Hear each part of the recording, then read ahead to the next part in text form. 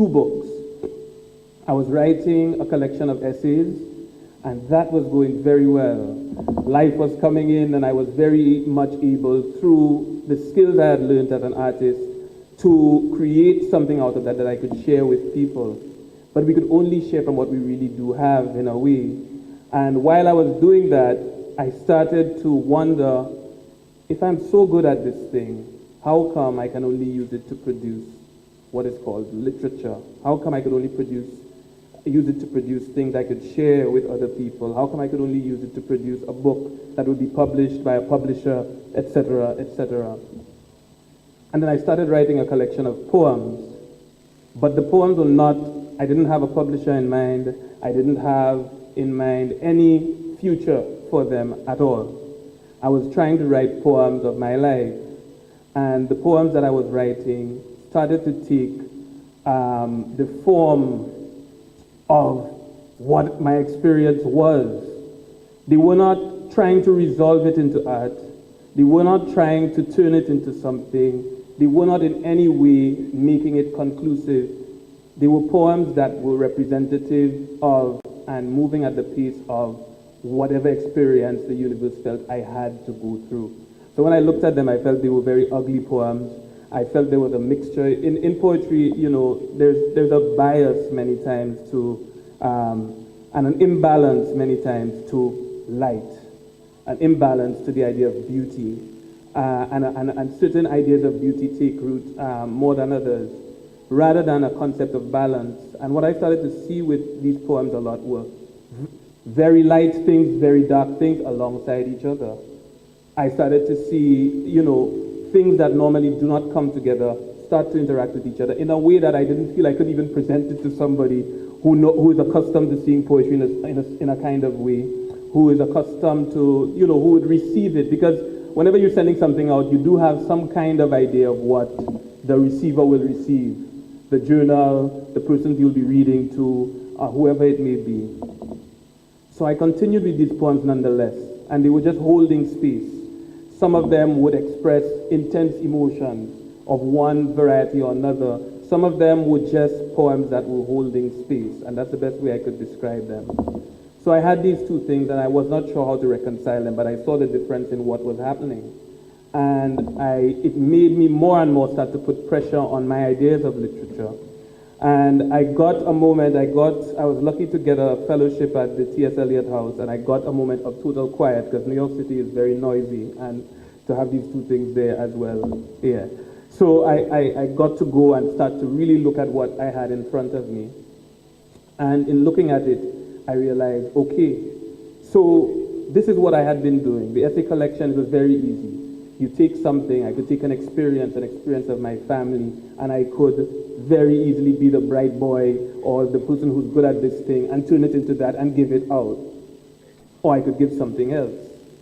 So I started to look more closely at this poetry collection that I was writing with these poems that were holding space, these poems that were more about resolving my life than they were about publishing a book, winning an award, or anything of that nature. And I started to work with these poems. And the more I started to work with them, things started to change in my life as a literary person, a poet, and they started to open up in a very, very interesting way.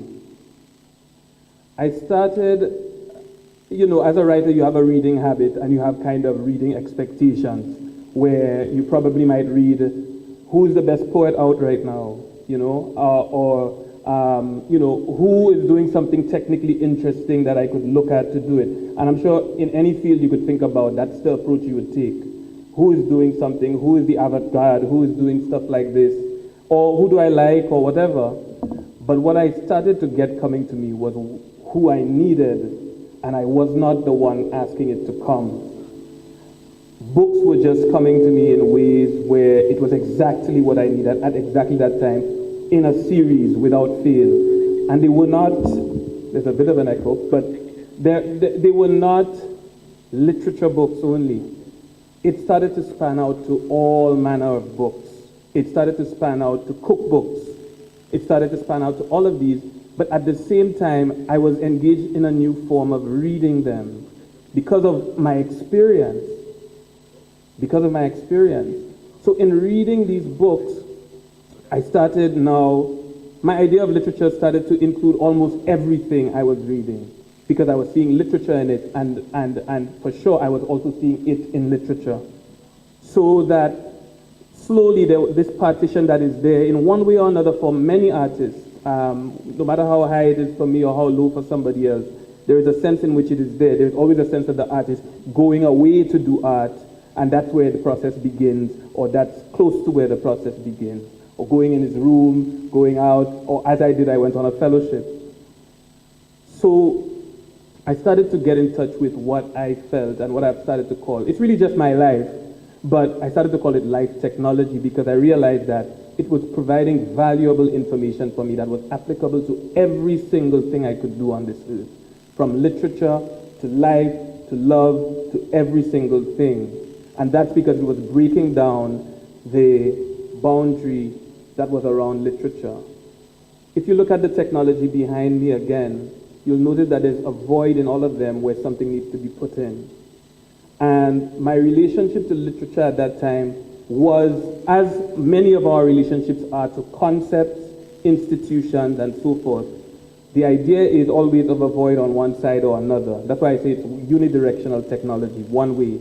So my idea of literature was, I need to do this thing for the development of literature. Or, alongside my own personal ones, it was like, I'm going to do this thing that will change literature. But what is literature? What is it? All of it is life. All of it is life. And the more that partition broke down, the more that wall broke down, I realized, I started to interact with it in a way where the recognition that all of it was life started to create a very, very strong relationship between everything in my life, including literature. And there was not a way for me to extract literature from it anymore. And there was not a way for me to not do literature in life anymore. So, with that life technology, and that's kind of what I really wanted to share, the difference between this technology which we've created and the life technology, which is that which we have inside of us, and also to some extent we interact with outside of ourselves, in the most mundane, everyday ways that don't need to have anything special about it. There is a technological, scientific, artistic, whatever you want to call it, economic relationship between these things that is constantly going on, that I was at least witness to in that period, where whatever experience I was having was teaching me things about literature, no matter what kind of experience it was, and slowly now I was able to open literature to deal with whatever experience I was facing. And so I'm saying now to everyone here that whatever experience we're having, whatever is, like you are appearing before me, I am appearing before you, whatever is running this thing is extremely, brilliantly technological. And we're given a language, to kind of navigate it, each of us. And I realized my language was literature, but it was just a language and not the thing itself. It was the thing that I was gifted with, and therefore I could use it to navigate the world, not just the literary world. And I think that's sometimes what happens, because what institutions, for example, share with the technology I'm talking about here is that they too are voids that we create, and we enter into them and we bring life. What are some institutions? Educational institutions, spiritual institutions, government. These things are ultimately, if you speak of them on their own, voids, empty, and they are filled with human beings, right? That interaction between life and these things are extremely important. So the life technology that we have, which is to say my life, paying attention to your life at every level, every experience that comes before you should be treated like a well-working computer that is doing exactly what it's supposed to do, which is what I was resisting in many ways. You resist experiences, but it started to open the way for all that I do. And what I found was that literature became like, I don't know, a circulatory system or energy that I was in a more conscious place of deciding where I deployed whatever this was, because the only creative energy within us is creative energy. It has no genre, it has no particular field, that is just a language. which means that anything we could direct it to, we could possibly do. And here is the change. Now the understanding is that because the relationship we have with institutions is very much inverted. The idea is, I remember Kamal Brathwaite saying, yeah, why is the word of giving your art to somebody submit? You use the word submit, right? And while that may have its place, I'm thinking that what has happened with all institutions, just like these technologies, which are more like palpable metaphors for these institutions, is that we start to believe more in the reality of the institutions, more in the reality of the technology than ourselves. And what that makes happen is that we start to consider ourselves the void. We start to consider ourselves as the empty space into which the VCR of education will go, the VCR of spirituality will go, the VCR of whatever it may be will go. And if you avoid everything you want in this life, you're going to look for it outside of yourself. So this helps to create a channel and a relationship that some people benefit from and make plenty money from, but it creates a channel whereby what you understand to be your creative essence is always directed outward to some concept, which is really a void. It doesn't exist without human beings. So if I say I want to push science forward, that means absolutely nothing. Anything that you would like to accomplish, it has to involve all of your life. And it has to be concerned with the origin first is inside, the destination is also inside. What you want is not out. Perhaps when you get this or that or the other, but what you want is the feeling. And there are many ways there, whatever you want to call it, happiness, a good feeling. And if you understand that that is the aim, your approach is entirely different. Your approach is entirely different. So I've sat on that poetry collection for about 2 years, and I feel extremely happy. And I've not submitted it anywhere. And I'm just in a place where, one, I'm my own Nobel Prize, I'm my own literary journal, I'm my own book, and all of that, I have that feeling inside. Everything else is extra. Everything else is a bonus to it, but I will never again be able to locate. I know too much now to ever locate anything that has to do with the creative gift I've been given outside. And what that means is this. Because I understand this creative gift, I understand that I may be a literary person, but that does not mean I'm not a businessman, because the creative essence in me could be applied to almost everything.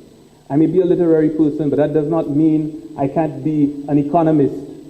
It means that I may do it at a level that is less, because my major language is literature. But it means that more and more of these functions that I would give outside, more and more of these functions that I would depend on to happen outside, resides within me. And it's about having the authority of experience of life and life's technology that will allow you to be able to turn that into almost anything you would like to do. And I've seen it happen in my own life.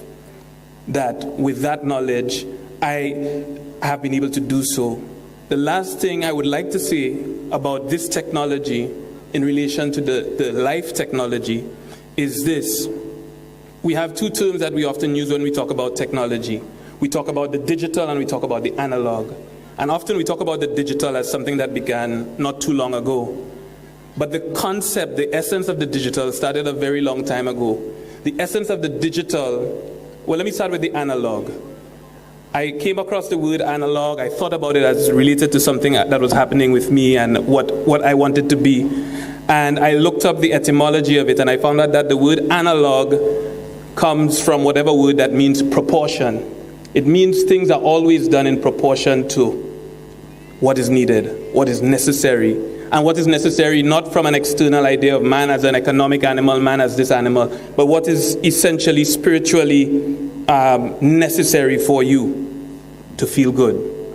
And I started to understand, well, what then is the digital?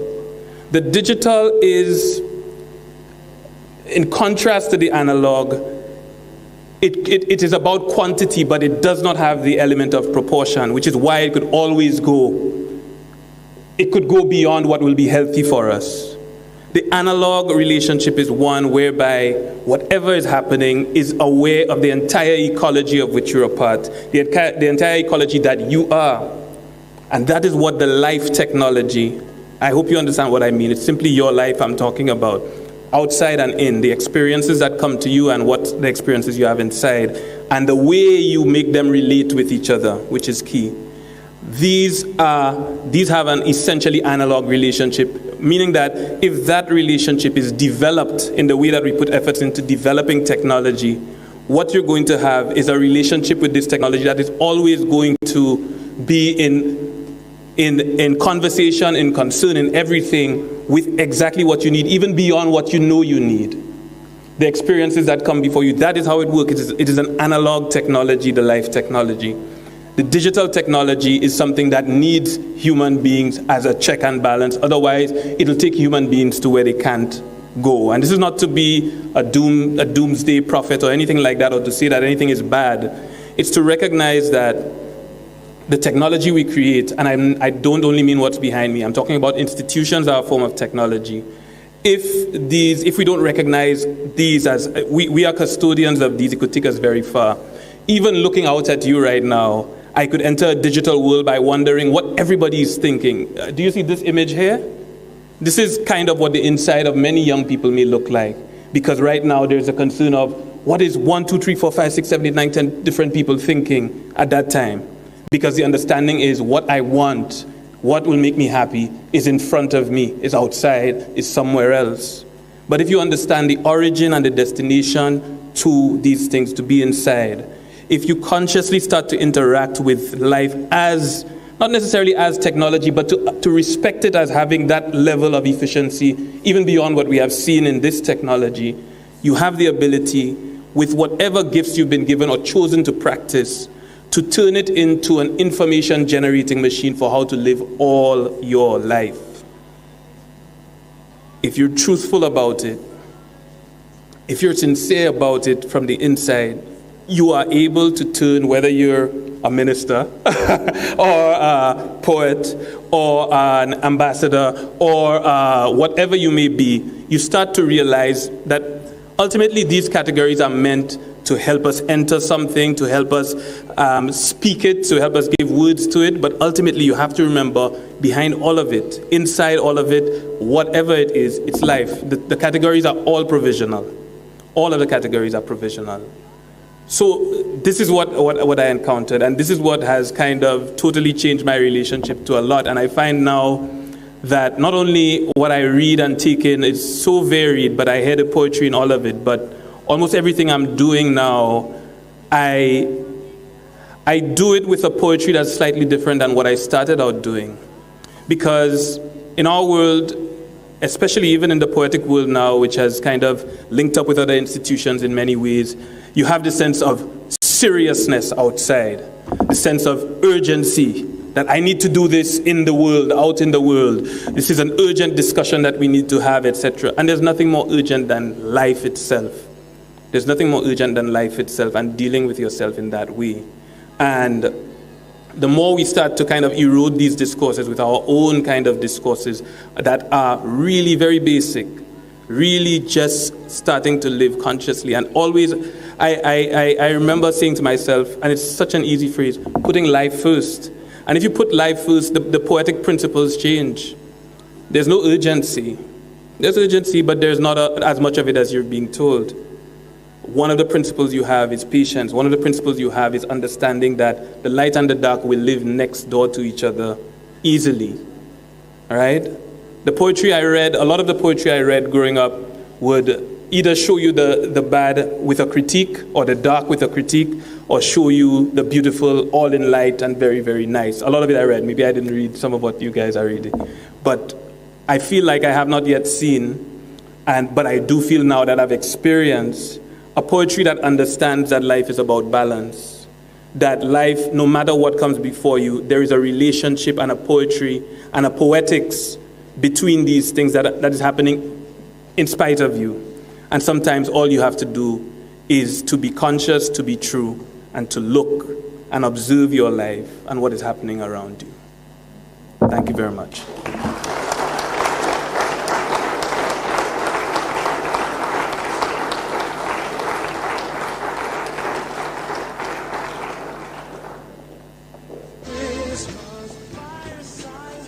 Thank you, Mr. Lucien. I would like to acknowledge the presence of our parliamentary representative, Honorable Kensin Kazumi. Okay, yes, that helps me. That definitely helps. So yes, thanks for joining. We now move on in haste, relative haste, to the question and answer segment of the program. It will run for about 20 to 25 minutes, and we have arranged 2 standing mics on either end of the room for your use. If you are interested in asking a question, please get to one of the mics. You may have to queue up based on how excited everybody is. Based on how excited everybody is to contribute. And I will, through me, questions with and he will respond to them. He will come up and he will respond to them. To make sure that as many people get to participate, we're just asking that you are concise. Not too diluted, but concise in your questioning to Mr. Lucien. So we may start, and if you go to the mic.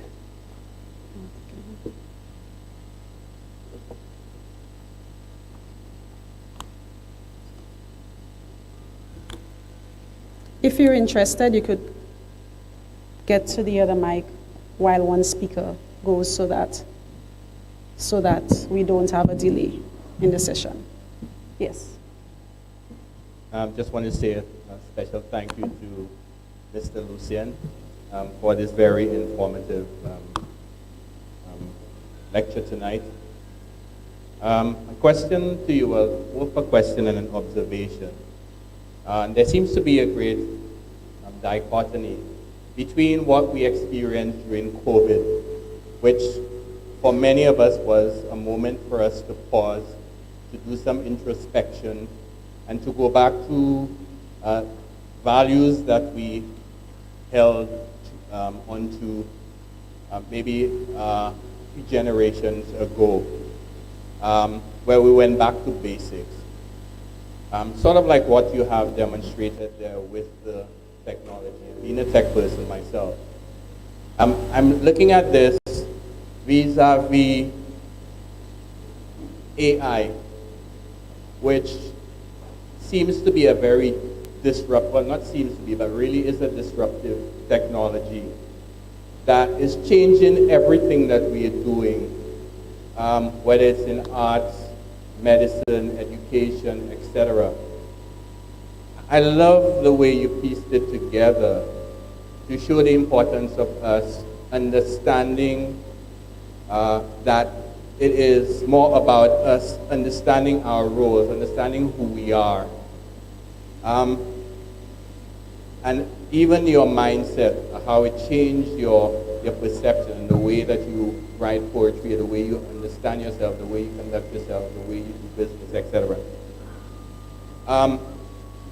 My question to you is, how do you see, I know you look back at technology, but how do you see the new technology and its effect on us?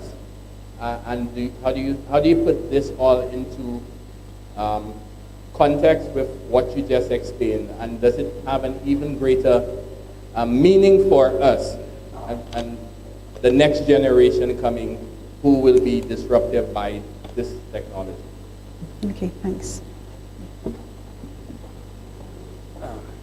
Okay, it seems like I'm talking on tech now. I'm out of my league. But you know what I was trying to say is, you know, and metaphor actually helped me to kind of process a lot of these things. Is that, you know, we talk about analog and digital, for example, as things that are, you know, we talk about digital as now coming. But these things are ultimately about our relationships to things in a way. Ultimately, if we're talking about capitalism, we're also talking about the digital, for example. The digital, we could say, went into overdrive from the time slavery happened because it was about, there were no checks and balances. There was nothing to say, we're going to develop this in this way that is in conversation with the ecology, the full ecology of life with our own human beings and so on and so forth. The other part of it is, and that's why metaphor, for example, is important, because what we say as concrete things, metaphor helps us to break open. So for example, we'll talk about technology and eventually technology will become reified into talking only about this, right? whereas technology in one form or another has always been around, including human beings as a technology of an intelligence as well. As for where things are going, there's an interesting aesthetic actually that you could see, for example, on, let's say, social media, right? One of the images I had in an earlier iteration of the PowerPoint was a bunch of squares. Because ultimately, for example, you have social media, when you look out, you have all of these squares usually, or rectangles or whatever going down. And ultimately, you know, at least based on how you interact with it, what happens is that starts to enter you if you interact badly with it. Because now you're breaking up into all different forms of identities, all kinds of things like that. I don't know where the tech is going, but you know, one of the things I learned, and I think I could kind of make reference to something funny I heard just kind of barely about that was happening here, which was when the Prime Minister spoke about using more green fig. And that came to me in a new way when I thought about it, because I realized that whenever you start to move away from, whenever you you go too far into the abstract, right? That's why I try to say my life, and I don't try to talk about life abstractly, because I have a direct interest in this, which means it changes the way I'm likely to talk about it on a whole. From the time you don't go too far from that, I think you are enacting the analog in a way, where your use of anything, any form of technology or anything that could come about at all, even your own emotions, your own thoughts, are kind of in conjunction with the kind of work that you're doing for self, when you recognize that that is the first work that you have to do always and in everything that you do. You know, at least, and I did have a special interest in young people when I was thinking about this lecture, is that I don't know what their anchor will be. It depends obviously on their homes and so on. But if in the homes, which is its own institution, continues to have the kind of, or continues to emphasize in their lives their relationship with the outside in a particular way, then they're going to go that way. If there is a strong, I would put it plainly, a strong spiritual base, but not any spiritual, a spiritual that recognizes that the child is the first authority on their spirituality. If there is an understanding of that, and that child's understanding of their inner self, that starts to mediate whatever they interact with there, because they understand, when you say the word work, the first thing you think about is not the abstraction work where anybody could pull you into a job and you feel you need it and they could treat you anyhow. Your first work is here. And if you're doing that work, your interaction with the other work has to change, right? And the same thing with all these very abstract terms, including the good ones. I could say freedom to you, but for me, these things make no sense if I'm not talking about what freedom means directly to me. Because the information about who you are, the information about yourself, helps to process, filter, and to mediate the information, that's the experience that's coming from the world into what I've called useful knowledge. That's the analog nature of it. It gives you the knowledge that you need from these experiences. And the experiences are not just a bunch of things coming at you, you know, randomly. There is at least an anchor within that allows you to say, I'm approaching my experience from here, where I'm standing. You know?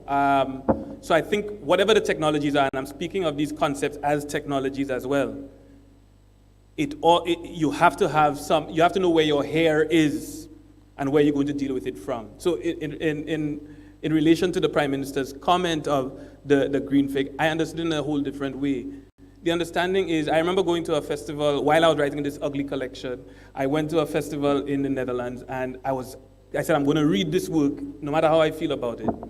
And the time was coming, and I was starting to get a little nervous because I'd never read this work to anybody. It doesn't feel like anything I know or what anybody knows. And I said, you know what? It's all I have to give. And I went, I did it, and I did it to the best of my ability, and it went very well because it was what I have to give. It was using what I have, you know, to interact with whatever else I was facing. So I guess the short answer is, there needs to be a strong sense of the hair, and the first hair is inside of you, you know, an understanding and being able to have the opportunity to search that. I mean, I spoke about other institutions, but the family is an institution that in many ways could be failing these children in terms of what understandings of life they give them by what they encourage. So So that base is particularly important for that. I guess we normally give our kids technology for a thing, but we don't teach them to manage the technology that they are. And therefore, they could approach this now with an authority that knows, I know who I am kind of thing, and, deal with it in that way. But yeah.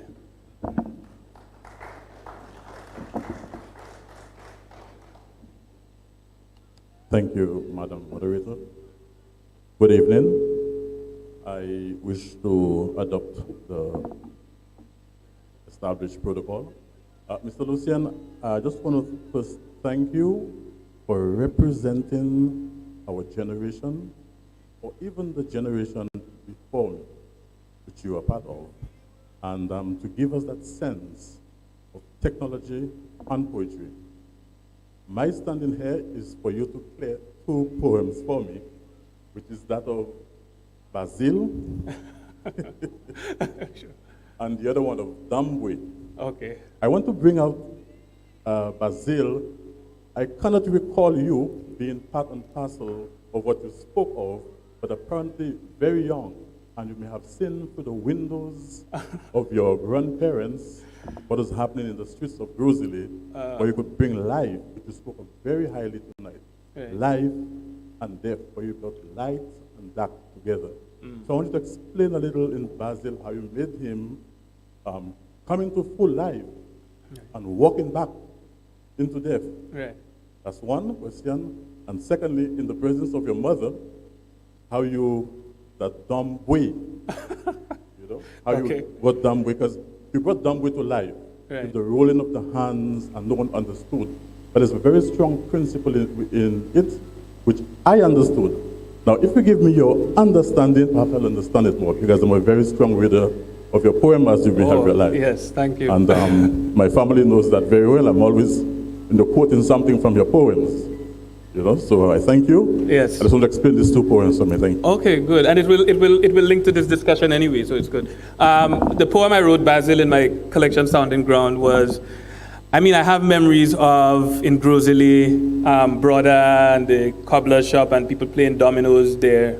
That's the basic kind of image I have. But in Basil is, it's a double meaning. I use it as it's a regular somebody's name, but it's also speaking of a spirit of death. But what I saw and I think it's important that we guard these notions in the Caribbean, was I was trying to speak about a certain masculinity that I saw that was useful, especially in a time where masculinity is justly being critiqued in different ways for its excesses. But what I saw was, I was speaking about guys who, in the face of death, still had a certain kind of courage about just the way they behaved themselves generally. Just a certain kind of lack of fear in how they dealt with things generally. So the poem ends with the line saying about these guys playing dominoes, and it's the last one to play, and it says, a man don't go home until he's ready, which is what you normally hear a kind of man say. But it's also about going home as in death, A man doesn't go home until he's ready. So although we don't choose when we die, I was kind of admiring the attitude of living life fully in a way, in spite of the existence of death, So it wasn't just about not going home to his woman or his wife or whatever it was. The poem Dombwe, which I think would kind of connect with what I'm talking about, was I was living in Trinidad at the time, and I just really didn't like the Trini dumplings too much. They were a little too thin for me, a little too much like pasta. So I was kind of writing an ode to St. Lucian dumpling that was harder and whatever, but at the same time writing about something more, which really is about contact. And that's why I spoke from my experience tonight, and I've been talking about doing things from where you are. Something about the way we prepare our food, there is this kind of constant contact between you and this food, especially dumpling. As you know, you have to knead it and kind of leave it there. It behaves like a thing alive. You could knead it, put stuff in it, cover it down, then it's big like this or whatever.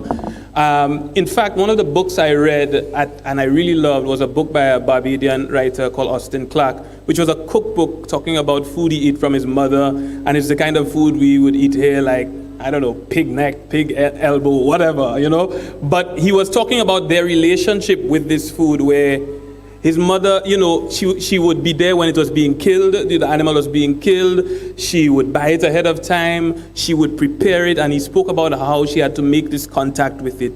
And there is something in that is a perfect metaphor for our lives, in dealing with what you know, and how you really gain knowledge is through the true knowledge with true authority behind it is experiential knowledge, is what you've gone through. So there's a way in which you're not cooking far and just chopping and throw it in a pot. You're interacting with this dough. It's on your hands and whatever. So the poem was just an ode, really, but it ends by saying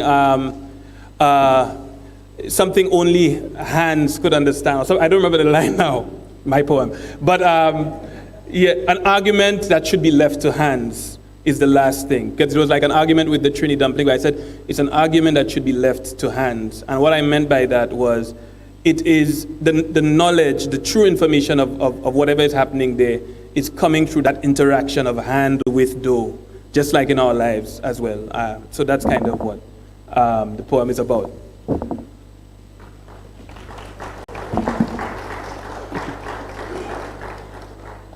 Vladimir, I just have a quick question. So you spoke about, I guess, more or less doing things from within, right? In order to, have the best experiences as opposed to not being influenced by external influences. So how did you do that? Like, what do you do to always take the perspective from an internal point of view? Yeah. Okay, that's a very good question. It's a constant work, and that's what life, I think, is meant to be. It's good. The good thing about it is, and part of what I think I was trying to convey is, as someone who's published a book or maybe published 3 books, there's some point where everything around you begins to see that you're a master. Something says you're extremely competent at this, you know your stuff. And that creates a certain relationship between you and what you're doing. I know what I'm doing. But there's a different kind of knowledge that comes to you when you have to open up to it in that kind of interaction. Yes, you learn some more, but yes, it's always going to come with new kind of things that are going to come at you. And you're never fully a master. You're always a reader of the world as much as you are a writer of it, or even more a reader of the world than you are a writer. And there's nothing around you to tell you you're a pro at life, I remember getting simple advice from a friend where she said, and it was very good advice, but it was literally, she said, get out of your own head. And I was like, that's so simple, but actually very profound. I actually got out of my head. I actually, whenever I found my consciousness or myself too much in my head, I would kind of come down more to here. I would ask myself questions about, what do I really want? What do I really, really want? And that want could never be outside. Hardly ever, I could be in an argument with something, with a friend, let's say, and I would say, what do I actually want? I actually just want to be happy or peaceful. So I might not argue. You know what I mean? But the external want is like, I want to win this argument. So sometimes it's about actually literally where you position yourself. And I'm not talking high yoga. I don't do that. But it's like your head in many ways tends to be the place that has kind of been conditioned to work in this way. And unless it is kind of assisted by you being honest about what I really want, you could find yourself, which is why, intellectuals argue a lot. There's always an argument, etc. And sometimes that argument shows a lack of compassion, in the way that it may go down. So I guess literally that was good advice that I got. Get out of your head and be honest about what you want. And as I spoke about the family earlier, parents need to leave room for children to really get to know that, because there's so many things to come and just block the way of that. What do I really want? What do I really deep down want? Not the categories and da-da-da-da-da. And the wants usually are very simple, The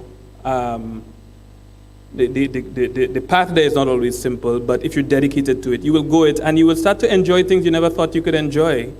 I remember in kind of doing that work, just kind of getting in a situation, somebody said something to me in a certain way, and then I was just pleased that I was able to not respond, and I was just as pleased with that as I was with completing a poem. If that is your work, it's the one work I know you'll enjoy. When people say, the thing that won't feel like work, and I think many of us start out without that foundation at all. I think we have a group of friends from college we talk to, your brother's part of it, where we say, we learned a lot in growing up. We were taught to be very, very ambitious. and ambitious meant going out. But then at this point in our life, what we're all looking for in our mid-30s is something to ground us amidst all this ambition. Like, now we're actually trying to pedal back and try to figure out, what will just give us these very basic feelings, this very basic kind of well-being, and to kind of dedicate ourselves to the work of life. And reading the poetry of life, I mean, I would see situations come before me, and I'd be like, It's like life knows exactly what to put. So if we approach that as a technology, if we approach it as an art coming before us, and not random experiences, inconveniences, all of these things, you start to see things. I just say lastly, I had a nice experience just before coming here where I was heading home on the train, and I was in the train, and as the doors were about to close, I just saw a hand come, boom, hold the door, and try to pull it open, pull it open, pull it open, pull it open. And the person finally got through. And when they got into the train, the door would not close. And it takes a long time for the conductor to realize that the door doesn't close. So we were there for a long time. And then they came, they saw the door wouldn't close, they tried to fix it, we were there for a very long time. And until they said, the train is out of order. And the train that I was taking, there was another train just like it, 2 minutes behind. And I was like, wow. This one small girl who barely looked like she could open that door, she stopped numerous trains that are on this track.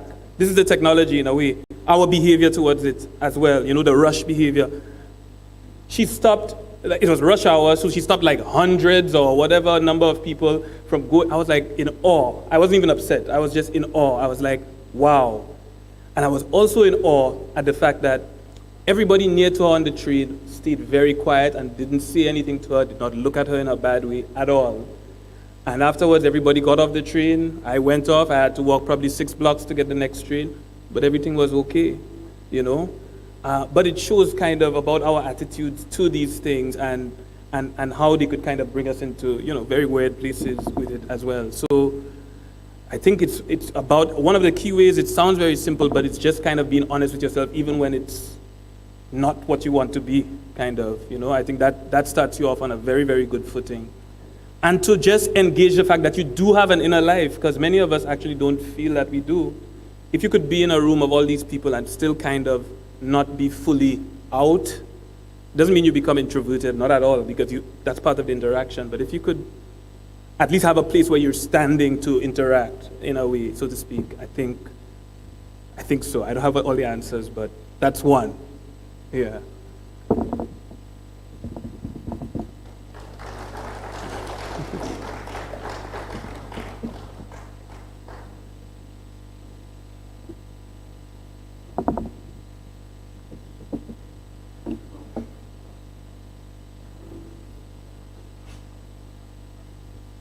Yeah.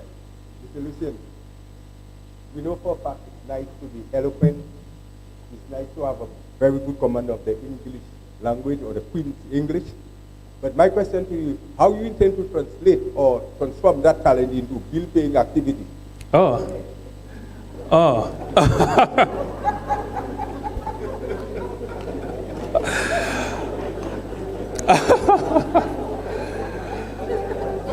Well, let me put it this way, and I thought I did it in the lecture. Evidently, not good enough. I guess I could put it in a way that might not maybe appeal to everybody, but I have, and I've come to believe it, and I've had the experience of it. I've kind of always had what I need provided for me by what I have a talent to do. I've always been in that position. It's always provided for me. It doesn't mean that it provides with the same regularity of everything else, but it always works out. But more than that, I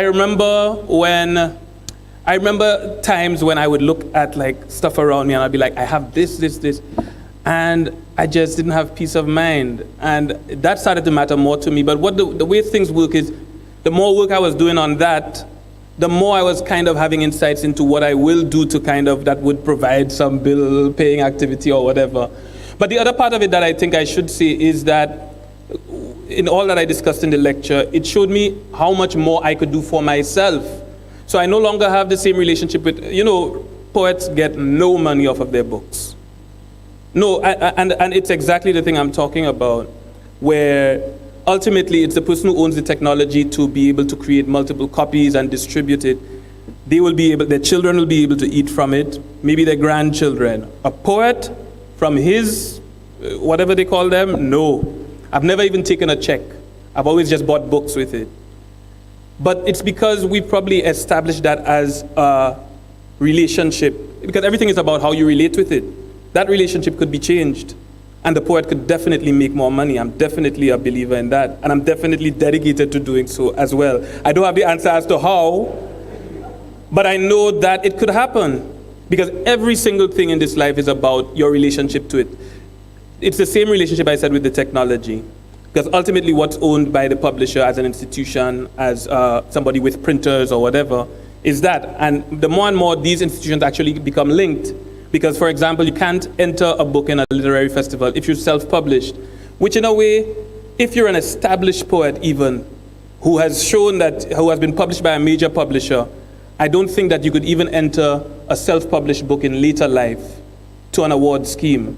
Which shows you that that in many ways, I'm not creating a conspiracy theory, but I'm saying these institutions more and more are integrated with each other, but it does result in a disempowerment of the artist. But it's not them doing it to you, it's you doing it to you, because I'm not gonna stay poor as a poet at all. And that's kind of the decision I made. I realized that I have the ability to change form. We all have the ability to introduce new forms into the world.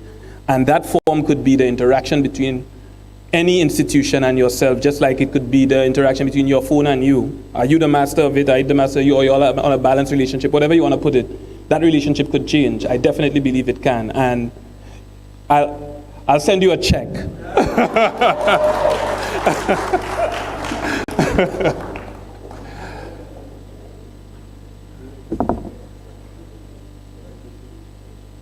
Blessed. This, I don't even know what I'm going to say. It's not a question.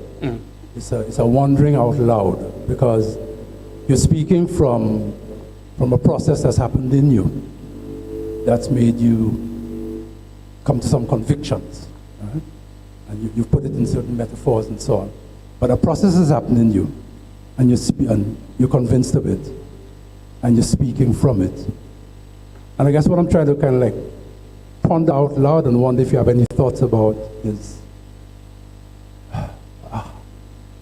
how come that process doesn't happen to a sufficiently strong degree in so many people, in so many of us? You know, what is it that made it happen in you? Yeah, you speak of sincerity and honesty and so on. These, yeah, I get the words, but how is it that some persons, or the same person at different times, can find it not easy, but they can reach a point of sincerity, and at another point they can't? Okay, yeah. And so, you know, yeah. I'm wondering out loud. Okay. You know, I don't know that I have the answer, but I think I think there is the possibility that these things, because I think you're always being spoken to in life. You're always being spoken to in one form or another. And we could be, I mean, I spoke of the process, and I don't know if I outlined the timeline that it took, but it was like, it was literally a situation like somebody constantly bumping their head against a wall. Because it was like constantly trying the same old thing and insisting that it be so, and it would fail. Trying the same thing and insisting that it be so, resisting whatever was being said to me, until I just had to sit. I had no choice but to start to just sit and to look. And I think, you know, if you're taught the world is one way, it's very difficult for you to let go of the way you think the world is. If you're taught this is the movement of things, this is how things are, one of the hardest things to do is to not accept that this is how things always have to be. And I think the only thing I could say from my personal experience was maybe my stubbornness, because it was the intensity with which I was resisting it that was slowly depleting my energy to fight it. And I do think that it's unlike, well, in a way, like a poet, it has the power to make somebody just sit down, shut up, and listen after a while, like a really good poet, right? And I'm saying this now, and I'm sure everybody in this room may have something to say in one way or another of an experience of that, where, but what I did have, and what I think I was grateful for, and I don't know if everybody has it, I don't know if people have it, but what I was grateful for was I realized that it wasn't just about sitting down and listening alone, but it was like these tools that I've had all along, and I've been spending all this time at refining. I just asked myself, could it be that these things have a way for me to understand what's happening, have some kind of answer? And one of the things I just took up was metaphor. And I was like, okay, I understand how metaphor operates in what we call reality. You know, for example, I remember, you know, some of the kind of things we would have about like stereotypes, for example, or we would say, this group of people really does this. And I'm saying, maybe this group of people appears to us as a metaphor for that, so we could learn what it is we want to be shown. They're being used to show us that. So you don't lock the person into that. You know, somebody comes to you, for example, as an enemy, let's say, looking like that. But that person comes to you also as a metaphor or with a strong relationship with something within yourself, right? And just that shift in perspective allows you to deal with that differently. It doesn't mean that person has bad intentions and all of that. But reality is a collaborative exercise, you know? You're seeing this person and you're choosing at some level to see what you're seeing in a particular way. You're always writing something on it. And I think to Nikita's question as well, one of the things I think I also realized was we accumulate a lot of stories we tell ourselves in our minds, and these things tend to kind of cloud our ability to kind of read the story that's actually coming to us. Like, look, this man just came to do this, that, the other. That's within our kind of frame of our reality. But if the frame of reality is something happened yesterday, you open and you're reading, this happened, this thing is also happening again. This man is not only your enemy coming to you, he's also a particular experience coming to you that you have to navigate. So what I could say to your question, Kendall, is I could only say from my experience that it was a very, very strong kind of stubbornness and resistance to a lot of things. And it felt like that intensity kind of just completely depleted me of energy until I just really had to look. And I had to find, like, it's like being in a sea, you know, in the deep sea, where you have to find something to hold you afloat while you're navigating whatever is happening on that sea. And what I had was the tools I'd been using all my life. It's what I had to give, both in literature and any other feature of myself. I did have other talents as a tennis player, whatever. But it's about, these were the tools I had. It was all I had. It was like the green fig, you know? It's what we have. What can we do with it, you know? Because, and you start to realize less things are arbitrary. And you're not given your gift. Okay, here's a beautiful phrase that from the Ifa corpus. It says, blessing comes from the home. Outside is where blessing is displayed. What you have comes from within, and the destination is within. The marketplace is outside. But when you leave your house, your origin and your destination is the same. So ultimately, whatever gift you've been given, you're given it first and foremost to deal with your life.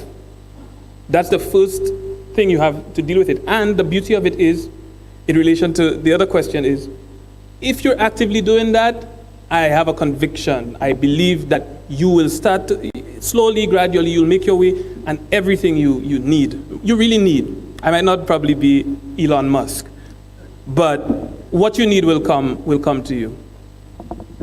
Yeah.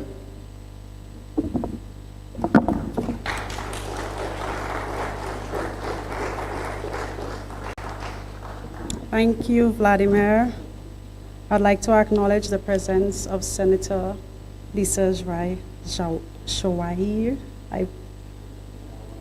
Jawahir.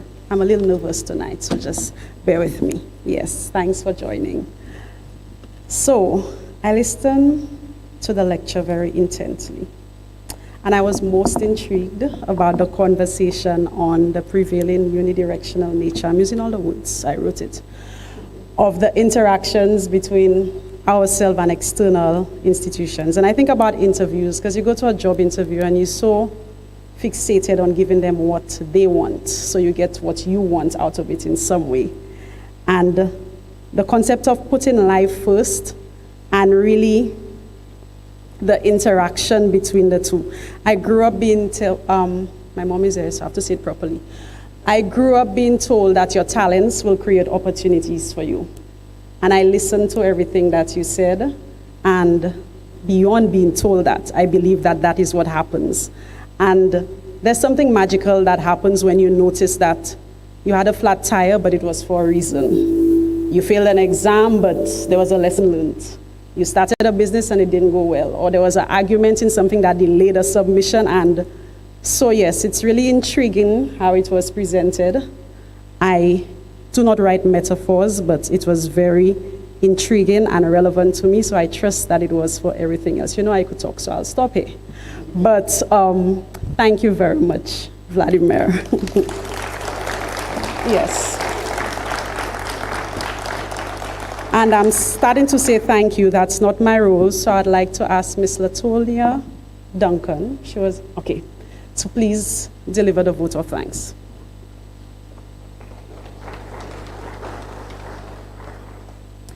Protocols having been established, a pleasant good evening to everyone. I would first like to start with a quote from Marcus Tullius Cicero, and I quote, "Gratitude is not only the greatest of virtues, but the parent of all the others." In keeping, I kindly take the liberty to express such a virtue to all who made this event possible. Thank you, Vladimir Lucien, for an absolutely insightful and thought-provoking lecture. I am quite grateful that we live in a technological era that can allow this moment to be memorialized. Thank you also to the Constituency Council through the Mayor of Grosley, Mr. Egbert Lucien, and the Grosley Nobel Laureate Festival Committee. Thank you to tonight's coordinator, where is she?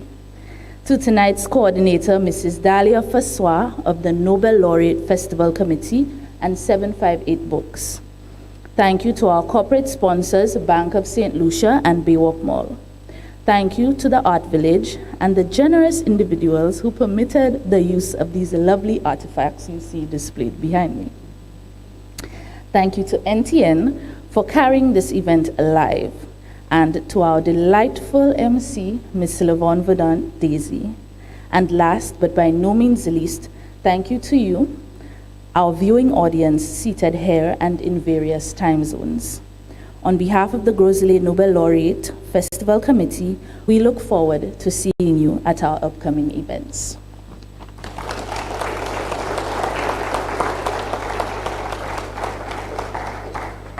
I still want a bit of that action, so thank you very much, Ms. Duncan. So yes, as we conclude, I want to announce some of the upcoming Grosley Nobel Laureate Festival events. I want you to note that all events, I won't be repeating it, but all events will be held here at the Grosley Human Resource Development Center. On Tuesday, January 24th, 2023, there will be an evening of poetry and spoken word from 7 p.m. On Wednesday, January 25th, 2023, there will be the hosting of the Education District 1 Poetry Festival from 9:30 a.m. On Friday, January 27th, 2023, there will be a production called Street Party, one Friday night from 7 p.m. On Sunday, January 29th, 2023, the finals of the singing competition will be held from 2 p.m.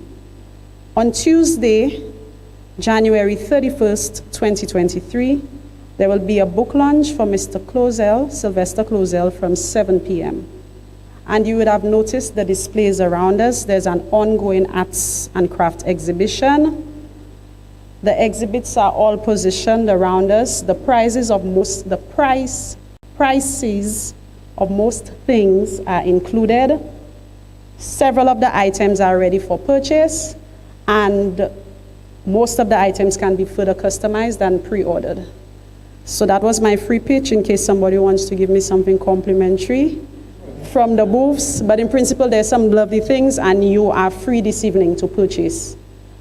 For the production, the dance production on Friday 27th, tickets are on sale this evening, and committee members have them. We're all over the room, so when we're done, you could find out who they are. And I didn't expect you to remember all of this, so there should be flyers around the room. in terms of the calendar of events, and the stuff are also, yes, those details are also available on social media. Let me see what else. Yes, so that's it for me. I think we have some refreshments. Refreshments to the back, or refreshments on sale. That was just a moment of levity, but I'm serious, eh? There are refreshments on sale to the back of the room. And ladies and gentlemen, thanks for having me. Thanks for being here. Thanks for being patient and present. And this brings me to the official end of this evening's ceremony. I hope you get home safely and have a good night.